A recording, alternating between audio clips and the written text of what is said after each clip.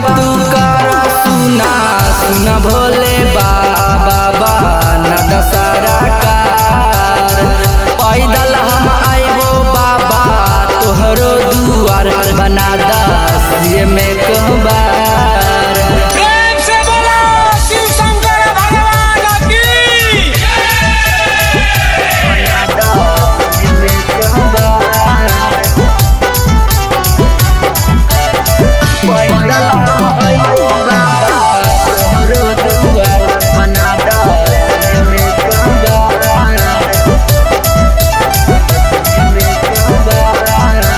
दुश्मन के शांत करके भैया पर ध्यान देके लाई दाना बाबा सरकार में।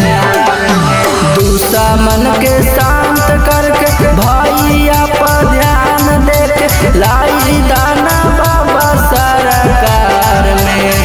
रंजित धर्मेंद्र आइलो तोहरो दुआर बना दस में कहबार।